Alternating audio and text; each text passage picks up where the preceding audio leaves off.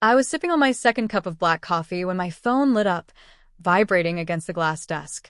The sunlight poured through the floor-to-ceiling windows of my office, catching on the silk of my ivory blouse, making the fabric shimmer like armor. From the outside, everything about me looked composed: my manicured hands, the quiet hum of the city below, the framed certificates and sleek art on my walls. But the name flashing across my screen, Ethan, cracked something inside me. My brother.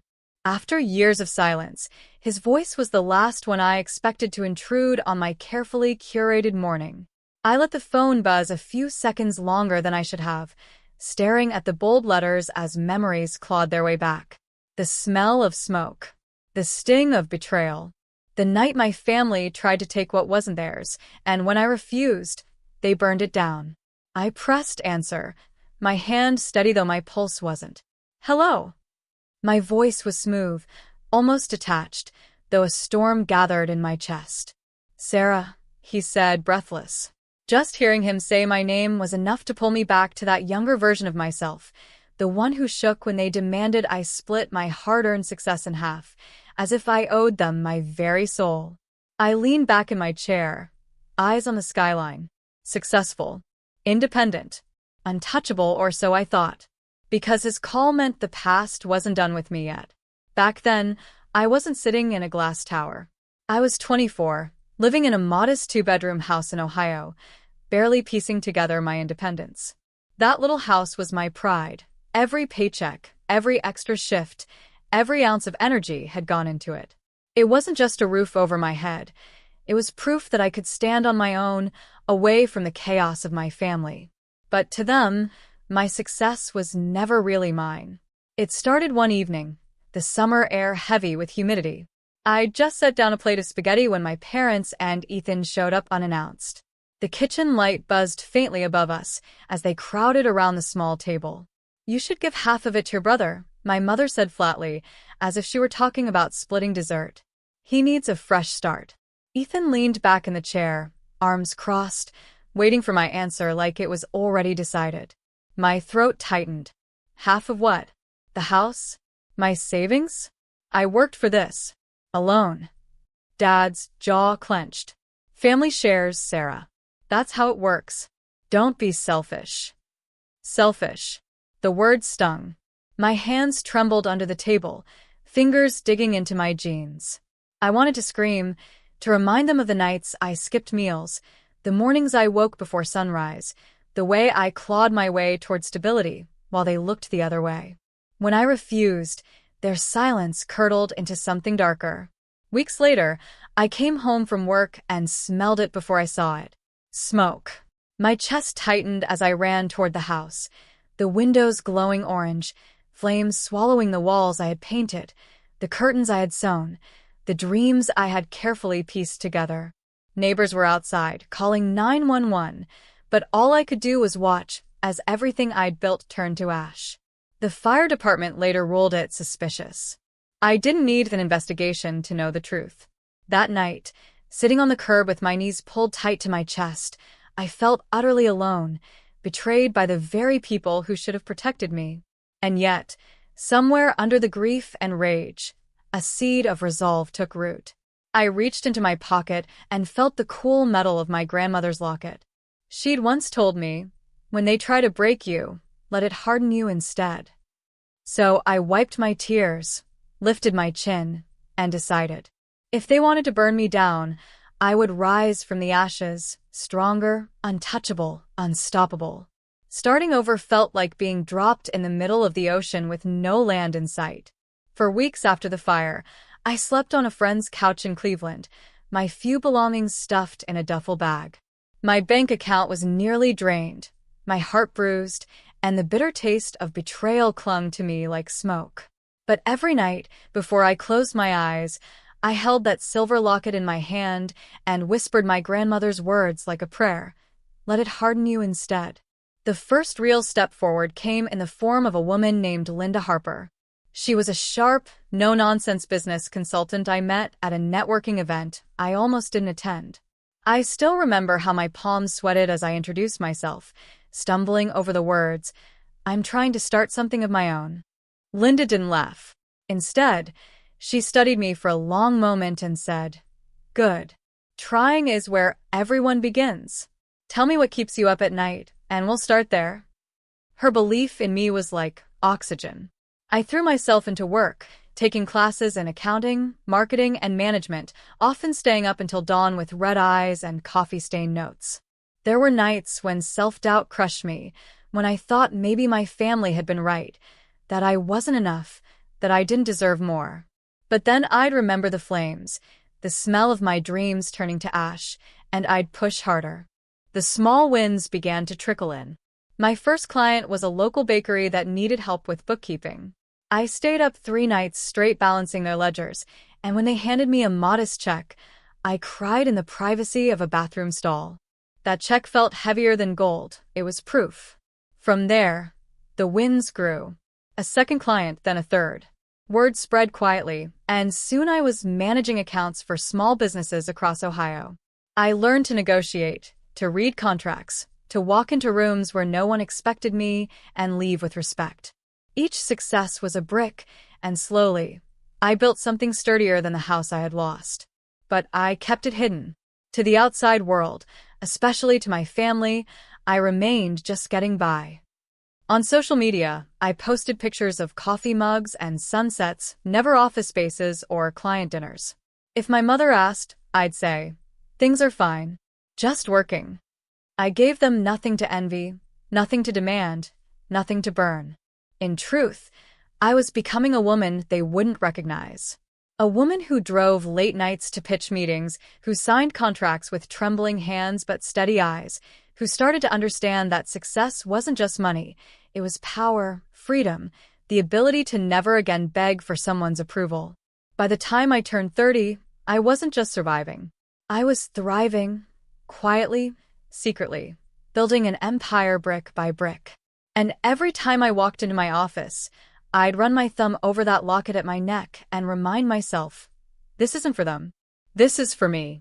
It was a crisp autumn morning in New York when the past finally walked back into my life. I had just finished a meeting with investors and returned to my office, a corner suite overlooking the skyline, the glass reflecting a city I had fought tooth and nail to belong to. The walls were adorned with contemporary art I'd collected from local artists, my shelves stacked with hard-earned awards, and the air carried the faint scent of sandalwood from a candle burning on my desk. Everything in that space told the story of my journey, elegant, deliberate mine. The receptionist buzzed in. "Miss Carter, your family is here." For a moment, I thought I'd misheard her. Family. I hadn't seen them in nearly 7 years. But when I stepped into the lobby, there they were, my parents, older now but still sharp-eyed, and Ethan, dressed in an ill-fitting suit, trying too hard to look important. "Sarah," my mother said, her voice dripping with a kind of forced warmth that barely masked her nerves. They expected what? That I'd be working a 9 to 5, tucked away in some cubicle, still struggling? That I'd fall into their arms, grateful they had come back? Instead, I led them into my office. The silence was thick as they took it in, the panoramic view, the leather chairs, the polished oak table. Ethan's eyes widened as he noticed the engraved plaque on my desk, "Sarah Carter, CEO." "You run this place?" my father asked, disbelief cracking through his voice. I didn't answer right away. I wanted them to sit with it, to feel the weight of what they had dismissed and destroyed. I poured myself a glass of water, the ice clinking softly, and finally said, "Yes. This company, this office, this life, it's mine. Built from scratch. Alone." Ethan shifted uncomfortably, his gaze darting between me and the view outside. We heard you were just scraping by." I smiled faintly, a sharp edge behind it. "That's what you were supposed to think." My mother's lips parted, her face pale as she took in the art, the awards, the quiet luxury. For once, she had no ready criticism, no lecture about selfishness. "You've done well," my father finally said, though the words tasted sour on his tongue. "Done well?" I leaned forward, folding my hands on the desk. "I've done more than well. I survived the fire you lit in my life, literally and figuratively. And while you expected me to crumble, I built an empire from the ashes. So yes, I've done well. Their silence was deafening. Ethan swallowed hard, his voice breaking. We didn't think you'd get this far. I laughed softly, the sound low and cutting. No, you didn't. You thought taking what was mine, burning what I loved, would keep me small. But you were wrong. The power shift in the room was tangible. For the first time in my life, they weren't towering over me with demands or judgments. They were the ones shrinking, struggling to catch up with the reality of who I had become. I stood and walked to the window, looking out at the city stretching endlessly ahead. My reflection stared back at me, confident, unbroken, untouchable. When I turned back to them, I let the truth hang heavy in the air. You wanted half. You took everything you could. But the one thing you couldn't take was me. And now, you're standing in front of the woman who owns more than you ever dreamed. Their faces, shocked, ashamed, hollow, were the vindication I didn't know I craved. For the first time, I didn't feel like the abandoned daughter or the disregarded sister. I was the woman who had taken their betrayal and turned it into my crown. The silence stretched until it became unbearable. My parents avoided my eyes, shifting in their seats like schoolchildren waiting for discipline. Ethan stared at the floor, his jaw clenched tight, but the bravado he once wore like armor was nowhere to be found. I let the moment linger before I spoke, my voice calm, deliberate. You came here for something. You always do. So, let's not pretend this is a family reunion. My mother flinched. We thought maybe now. You'd get a piece of this? I finished for her, gesturing around the room. The skyline glittered behind me like a silent witness. The same way you demanded I give Ethan half when I had so little? Tell me, why should I share what I bled for? Ethan finally raised his head, his eyes burning. Because we're family. The irony made me laugh, bitter and sharp. Family doesn't set fire to your home when you refuse their demands. Their silence confirmed what I'd known for years. Guilt may fade, but truth doesn't. I stood, smoothing the crease of my tailored skirt, and walked slowly around the table until I stood over them. You want something from me? Fine. But things are different now. If I'm going to give, it will be on my terms. Their heads snapped up. A flicker of hope crossed Ethan's face. For you, Ethan, I said, my tone soft but unyielding, I'll help you start the business you've always talked about. But here's the condition. No shortcuts, no leaning on others. You'll work under my mentorship for a year. If you don't show discipline, the deal ends. No excuses. His face paled. Work for you. Yes. To earn what you think you deserve. I turned to my father next. You taught me that money was more important than dreams. So here's yours. I'll pay off the mortgage on your house, but only if you take the art classes you once mocked me for wanting. You'll attend, you'll learn, you'll create. If you drop out, the payments stop. Consider it repayment for every time you crushed someone's ambitions. He stiffened, but I caught the way his eyes glistened, just slightly. Finally, I looked at my mother. You always told me appearances mattered more than happiness. So here's my offer. I'll cover your medical expenses, but only if you volunteer at the women's shelter downtown twice a week. No pearls, no perfection. Just you, serving those who need real compassion. Her lips trembled, and for once, she had no clever retort. I stepped back, crossing my arms. Those are the terms. I won't hand over checks or bailouts. If you want a piece of what I've built, you'll have to confront the parts of yourselves you've ignored. That's the only way I'll help. The room was heavy with my words. For the first time, the power was entirely mine, not because of wealth or titles, but because I had turned their betrayal into boundaries. Compassion, yes. Forgiveness, maybe. But submission? Never again.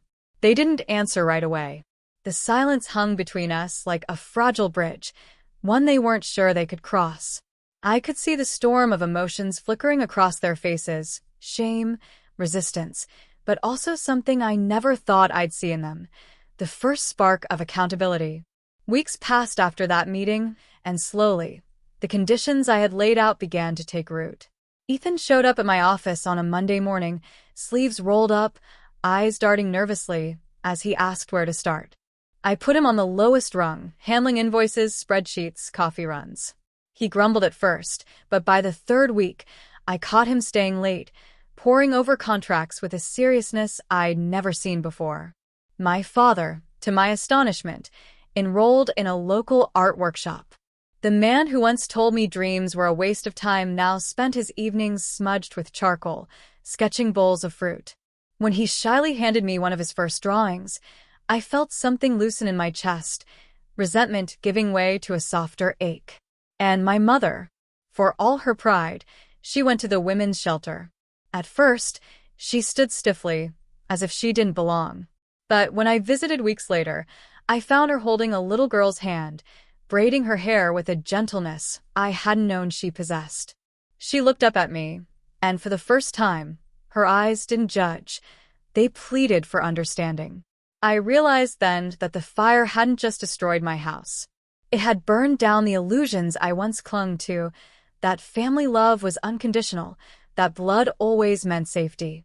From the ashes, I had built something stronger, something no one could take from me: boundaries, power, self-respect. On quiet nights, I still held my grandmother's locket between my fingers. The metal was cool, steady, eternal. Her words echoed in me: when they try to break you, let it harden you instead. Looking out at the city lights one evening, I whispered to myself, not with bitterness but with certainty: they burned it down. But I took them on my terms into my world. And for once, they had to rise to meet me. I closed the locket, slipped it back against my skin, and smiled. Because this time, the fire belonged to me,